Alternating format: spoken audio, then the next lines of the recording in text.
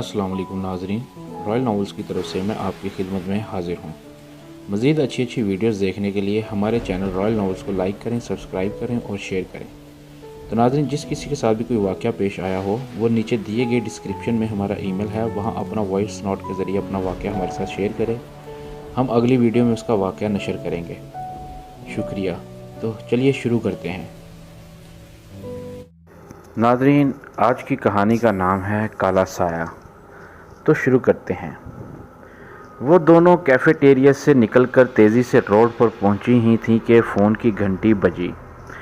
ज़ेबा ने फ़ोन पर नंबर देखा तो अपना सर पकड़ लिया। क्या हुआ? सारा ने पूछा। सर आसिम। उफ, फिर तुम्हारे वहम शुरू, सारा ने सटपटाया कर कहा। ज़ेबा रूनी शक्ल बनाकर बोली, वहम नहीं, 3 मरतबा ऐसा हो चुका है। सर आसिम, मेरे लिए किसी बड़ी आजमाइश से कम नहीं। कुछ नहीं होता, फ़ोन सुनो ज़ेबा, सारा ने कहा। मुसीबत मुझे पड़ेगी, तुम तो बच जाती हो हमेशा, ज़ेबा ने कहा। मैं कह दूंगी मेरे फ़ोन की बैटरी ख़त्म हो गई थी। ज़ेबा, वो तुम्हें घर से वापस बुला लेंगे, सारा ने इसे तंबिया करते हुए कहा। देखा जाएगा, अभी तो चलो टैक्सी पकड़ो और भागो। हेलो गर्ल्स, पीछे से आवाज़ आई और ज़ेबा के आगे बढ़ते हुए कदम वहीं जाम हो गए। हमसम, मेरा फ़ोन जानबूझकर इग्नोर किया जा रहा था। सर नहीं सर, वो मुझे आवाज़ नहीं सुनाई दी, अभी देख लेते हैं। सर ने ज़ेबा को कॉल मिलाई तो ज़ेबा का फ़ोन ज़ोर ज़ोर से बजना शुरू हो गया और बेहद शर्मिंदगी से बोली, सर मेरी मामा की तबीयत ख़राब है, मुझे आज घर जल्दी जाना था। हम ये एक और झूठ, सर ने मुस्कुराते हुए कहा, अभी पता चला लेते हैं। और नहीं नहीं सर, मैं नाइट ड्यूटी के बाद काफ़ी थक गई थी। हाँ हाँ सर, आसिम ने हंसते हुए कहा। चलो ये मान लेते हैं, लेकिन इस मर्तबा पोस्टमार्टम रिपोर्ट आप और शहर तैयार करेंगी। सर प्लीज़, मुझे बहुत डर लगता है मुर्दों से, बाकी मैं किसी काम से नहीं घबराती। सर आप शहर और मरियम की ड्यूटी लगा दें प्लीज़, ज़ेबा ने बाकायदा रोते हुए कहा। ये रोना ख़त्म करने के बाद आप दोनों मेरे साथ मुर्दा खाने चल रही हैं। सर आसिम ने इंतहाई शफाक लहजे में कहा। अब जल्दी से मेरे साथ ही चलें, शाम तक पोस्टमार्टम रिपोर्ट तैयार करनी होगी। सर आसिम ने ज़ेबा को ऐसे चलते हुए देखा तो कहा। वो सर के साथ साथ कदम उठाने लगी। सारा टैक्सी लेकर घर आ गई और ज़ेबा चुपचाप सर के पीछे पीछे चल पड़ी। शहर की हालत भी ज़्यादा ज़ेबा से कम नहीं थी। आज पहली मर्तबा दोनों को मुर्दा खाने जाने का इत्तफाक हुआ। शहर ज़ेबा के अलावा तैमूर, रजब और अली भी इस टीम में शामिल थे। मुर्दों के नाम से ही घबरा जाने वाली ज़ेबा और शहर आज मुर्दे की पोस्टमार्टम रिपोर्ट तैयार करने मुर्दे खाने जाते हुए काफ़ी डर रही थीं। ज़ेबा ने शहर से कहा, मुझे लगता है कोई ना कोई बड़ा मसला बनने वाला है मेरे साथ। मुझे तो खुद भी डर लग रहा है। चलो ये सहारा तो है ना, सर के साथ साथ रजब, अली और तैमूर भी साथ होंगे। शहर ने हिम्मत अफजाई के लिए जवाब दिया। सर ने पूरे मुर्दा खाने का विज़िट करवाया। मुर्दा खाने बड़े बड़े फ्रीज़र के दरवाज़ों में एक एक मुर्दा लेटा हुआ था। एक हफ्ता पहले एक लाश को लावारिस लाशों के साथ रखा गया था। वो कोई 27-28 साल नौजवान की लाश थी। इसका जिस्म काट कर तमाम अज़ा निकाल लिए गए थे। सर आसम और स्टूडेंट अगले दराज की तरफ बढ़ गए। ज़ेबा इसको देखते रही। कितना हसीन नौजवान, बेचारा, पता नहीं क्या माजरा हुआ होगा। ये सोचकर इसकी आंखों से बेइख्तियार आंसू निकल पड़े। एक आंसू इसकी गाल पर जा पड़ा। ज़ेबा ने महसूस किया कि एक आंसू इसकी गाल पर गिरने से इसमें हल्की जुम्बिश सी हुई, जैसे किसी सोए हुए इंसान पर एक कतरा पानी पड़े तो इसमें थोड़ा सा अर्ताइश पैदा हो जाता है। ज़ेबा इसे गौर से देखने लगी। न जाने क्यों ज़ेबा को लगा जैसे वो जिंदा है, जबकि इसका जिस्म सब कटा हुआ था। ज़ेबा ने इसे अपना वहम समझा और आगे बढ़ गई। आज स्टूडेंट को पोस्टमार्टम रिपोर्ट तैयार करना सिखाना था। सर ने एक दराज को तेज़ी से खोला। मुर्दा बिल्कुल सफ़ेद और पीला हो चुका था। सर ने पूछा, सबसे पहले बताओ तुम्हारे ख्याल में मुर्दे की उम्र कितनी होगी? ये सबसे पहला और ख़ास स्टेप था। ज़ेबा ने जवाब दिया, सर जितनी भी उम्र हो हमें क्या, हमें जल्द से जल्द अपना काम करके واپس چلے جانا چاہیے۔ سر نے غصے سے زیبا کی طرف دیکھا اور کہا what nonsense. Oh sorry سر۔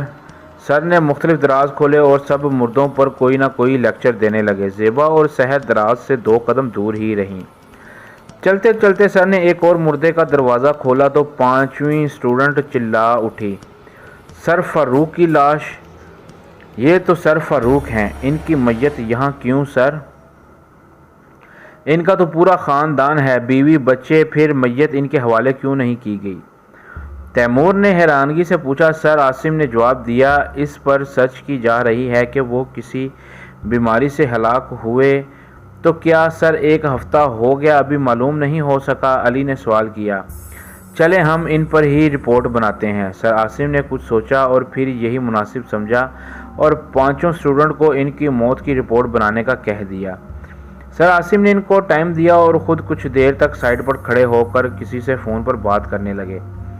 علی، رجب اور سحر کے مطابق سر کی موت کسی بیماری سے نہیں بلکہ کسی حادثے سے ہوئی، جبکہ زیبا اور تیمور نے اس کے برعکس رپورٹ تیار کی۔ زیبا اور تیمور کی رپورٹ کے مطابق سر کا قتل کیا گیا تھا، ان کے خون میں زہر شامل تھا۔ 5 اسٹوڈنٹ اپنی اپنی رپورٹ تیار کر کے سر عاصم کے آفس میں پہنچے اور پہنچ کر آپس میں سر جوڑ کر بیٹھ گئے۔ یا سر فاروق کے مرنے کا کسی کو معلوم نہیں ہوا، آج ہم نہ دیکھتے تو آہستہ آہستہ ہم ان کو بھول جاتے۔ تیمور نے کچھ سوچتے ہوئے کہا، مجھے تو کوئی گڑبڑ ہی لگ رہی ہے۔ زیبا نے بھی اس کی بات کو سمجھتے ہوئے کہا، 5 سٹاف روم میں بیٹھے اس کیس پر بحث کر رہے تھے۔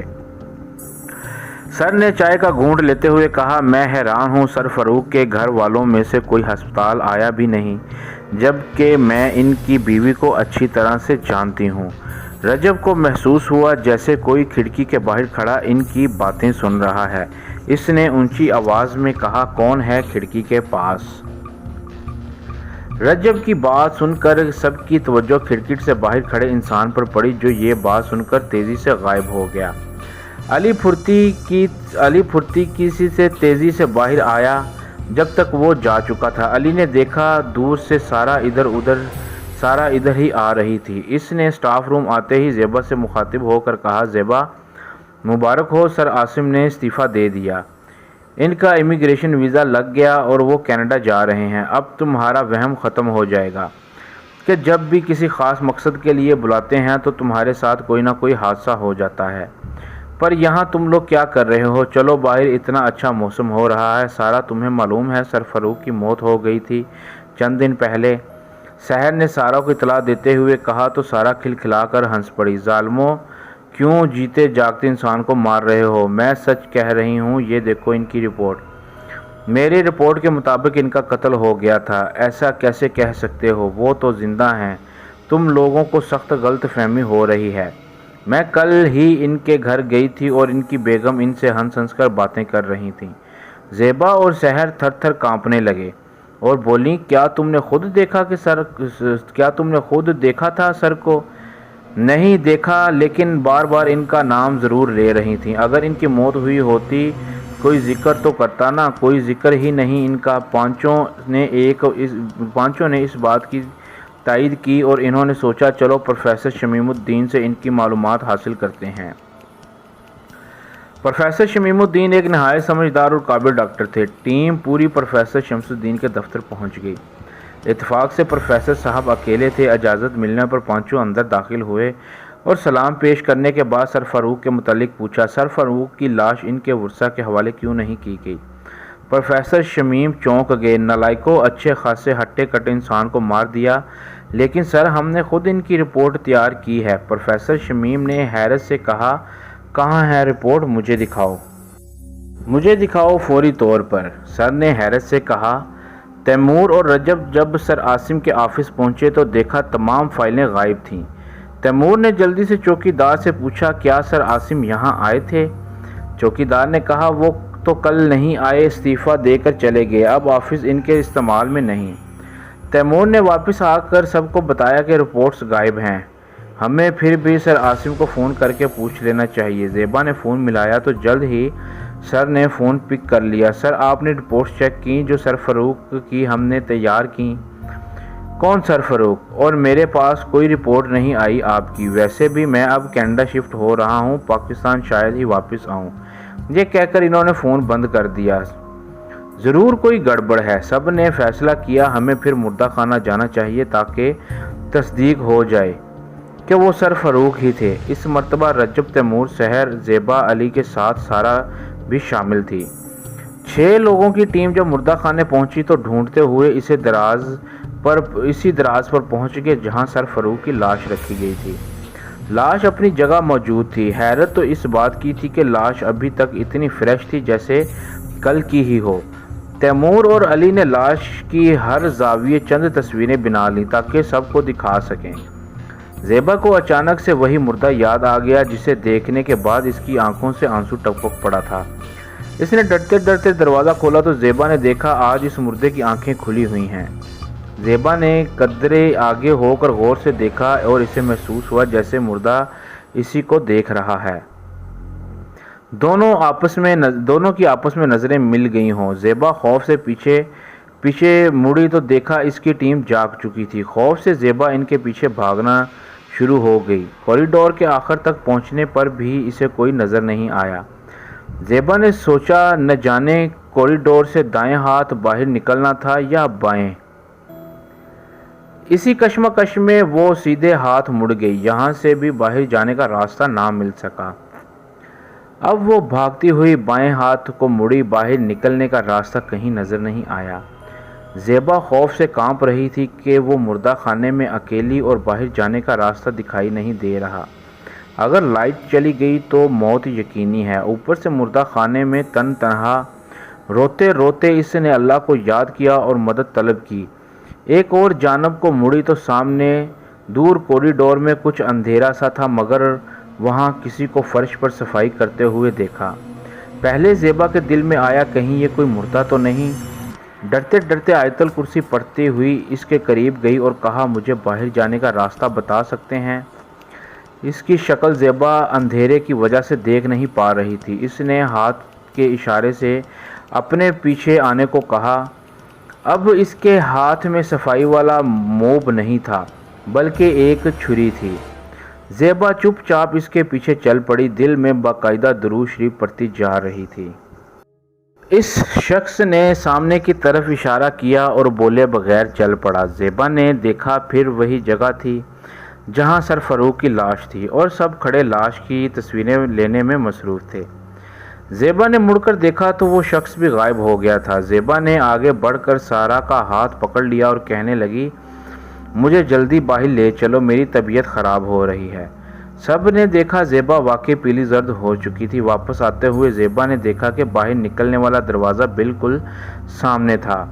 مردہ خانے سے نکلنے کے بعد پوری ٹیم سٹاف روم میں آ گئی۔ تیمور اور علی نے سرفروخ کی تصویروں کو پھر سے دیکھنا شروع کر دیا۔ اب مسئلہ یہ ہے کہ ہماری پوسٹ مارٹم رپورٹ کہاں غائب ہو گئی؟ رجب نے مشورہ دیا کہ اب ہمیں پروفیسر شمیم الدین سے مدد لینی چاہیے کیونکہ ان کے علاوہ کسی پر اعتبار نہیں کیا جا سکتا۔ پوری ٹیم پروفیسر شمیم الدین کے آفس پہنچ گئی۔ پروفیسر صاحب نے جب سرفروخ کی تصویریں دیکھیں تو سکتے میں آ گئے۔ ایسا کیسے ہو سکتا ہے؟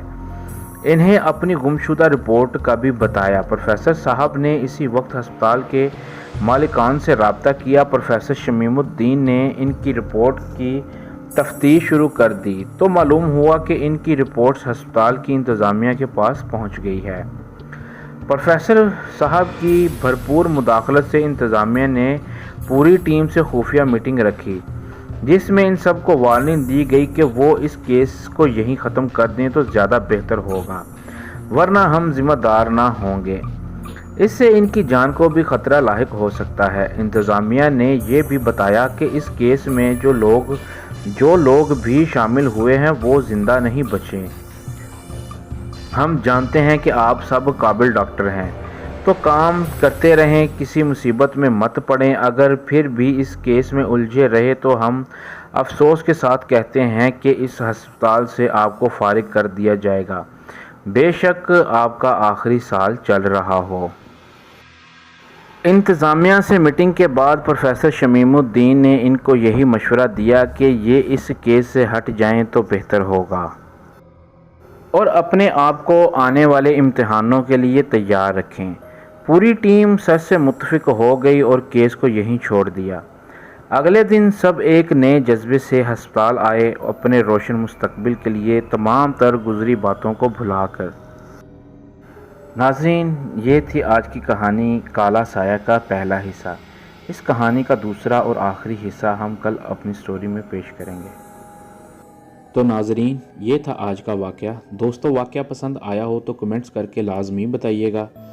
اللہ آپ کے تمام گھر والوں کو ہمیشہ خوش و خرم رکھے، آمین ثم آمین یا رب العالمین۔ مزید اچھی ویڈیوز دیکھنے کے لیے ہمارے چینل رائل ناولز کو لائک کریں، سبسکرائب کریں اور شیئر کریں، اور بیل آئیکن پر کلک کرنا نہ بھولیے۔ اگر کسی کے ساتھ کوئی واقعہ پیش آیا ہو تو نیچے دیے گئے ڈسکرپشن میں ہمارا ای میل ہے، وہ اپنا واقعہ وائس نوٹ میں ہمیں میل کرے، ہم اس کا واقعہ اگلے دن اپنے ویڈیو میں نشر کریں گے۔ شکریہ۔